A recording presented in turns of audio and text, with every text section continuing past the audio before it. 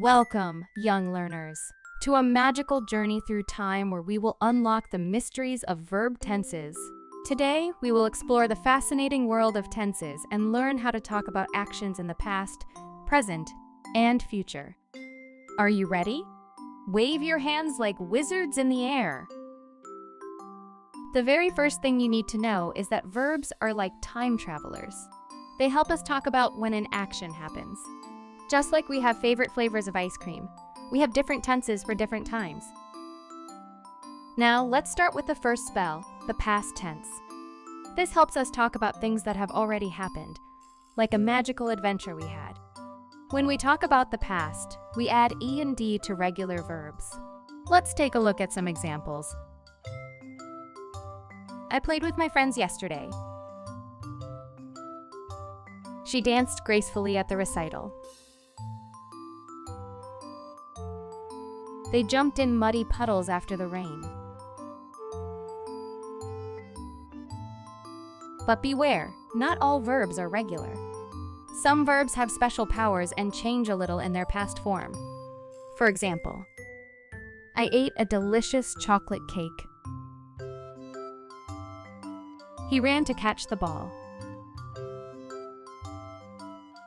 We saw a shooting star last night. Below are some other irregular verbs.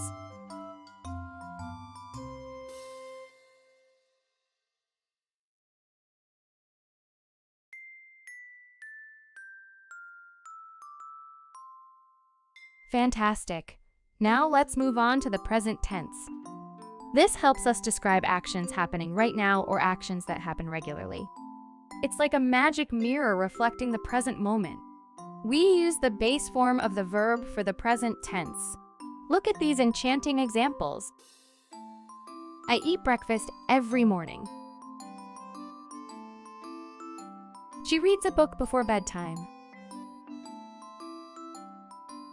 We watch our favorite TV shows on Fridays. Remember, the present tense shows us what is happening now or what happens all the time. Oh, but here's the twist.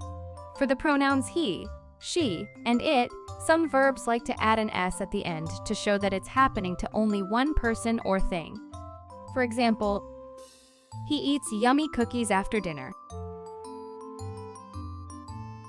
She sings beautifully in the school choir. It barks loudly when someone knocks on the door. Unbelievable, isn't it? But there's even more magic to unveil. You want to know what's coming next? It's the future tense. This special spell allows us to talk about actions that haven't happened yet, as if we have our very own crystal ball. Let's have a look. I will swim in the ocean next summer. She is going to bake a delicious cake for her friend's birthday. They are going to visit their grandparents next weekend. Magical, right? We use will or going to cast the future tense enchantment. Now, it's time to test your magical powers. I'm going to say a sentence, and I want you to tell me which tense it belongs to. Ready? I painted a beautiful picture yesterday.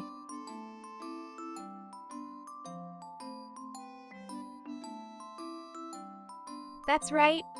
It's the past tense. Here's another one. I will go to the mall tomorrow.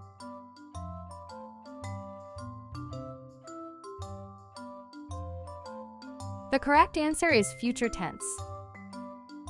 Great job, students! You have learned how to master the magical tenses of verbs. Remember, verbs are like time-traveling wizards helping us paint a vivid picture of when an action happened. So go forth and use your newfound knowledge to become fantastic storytellers. I hope you enjoyed this video. If you did, please give it a thumbs up and subscribe for more awesome content. Thank you so much for watching, and I'll see you in the next one. Bye!